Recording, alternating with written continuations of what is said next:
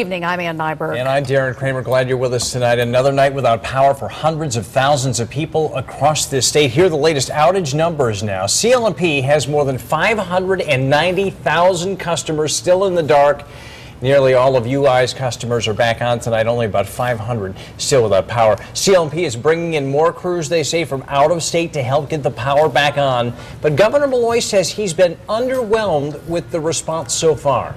During the afternoon press briefing, the head of CL&P was grilled by our chief political correspondent, Mark Davis, on if the reason they've had trouble getting out-of-state crews in is because CL&P hasn't paid its bills yet from Tropical Storm Irene. What about the allegation that you hadn't paid the bill on the I actually heard that comment regarding, from one person or one company that actually represents three companies. I followed up on that. Two of them had been paid, or two invoices have been paid yesterday, and my understanding is that the last one is paid tomorrow. There's a process from when they get the invoice, we review to ensure that all the costs are prudent. We release the invoice and it's paid. And those were paid? Those were paid in 30 days? I mean, the CL&P sends you out a red notice in the mail if you don't pay in 30 days. Did you pay all these bills in 30 days? I don't know the specifics of when they have. It's less than 60 days from the last event. I don't know when we received their invoice. I see. We reviewed the expenditures to make sure they were prudent, and we paid the invoices. And they were paid today? We always try to pay our bills according to our contract.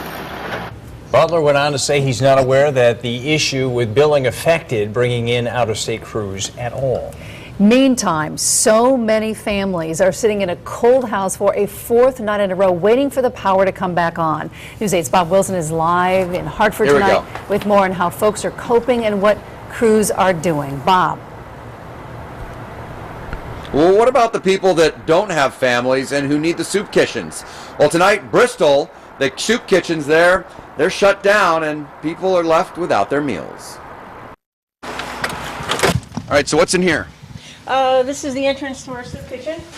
Aha, so soup kitchen not open. Not open. So what happens? Well, I'm hoping people are with friends, relatives, or in a shelter.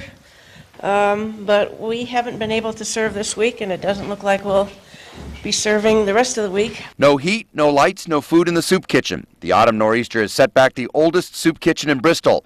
This is the longest they have stopped serving meals since they opened their doors back in 1982. How does it make you feel to look around and see all this just empty and unused? Well, this is a very, very busy place, so it's unusual to see the chairs up like this and no people and no volunteers, and I can't even reach our volunteers. And to top it all off, without the electricity, they have lost 2 giant freezerfuls of food. All gone, all had to be thrown out. And then you walk in here and you see the emptiness, it's cold, it's dark, but here's another problem they have. With the holidays coming around the corner and they're trying to feed people, even at the soup kitchen, you take a look here at the pantry.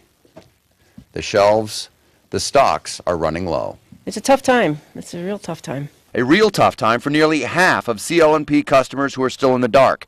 From West Hartford to Heartland, people are lost in the night looking for good news. They seem to be making progress. We were out walking by Elizabeth Park yesterday and we saw 3 trucks from South Carolina.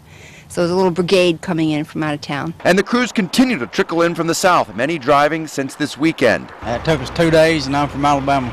Crews from Georgia and Alabama showed up rested and ready to work alongside their CL&P counterparts, trying to do everything they can to get the power back on. Everything was real pretty until we got here. What'd you think? Just ready to go to work, I guess. When did you arrive? Today about 1:30. So you went straight to work. You got here and just started. I saw you up in the bucket, or somebody was up in the bucket. It was him.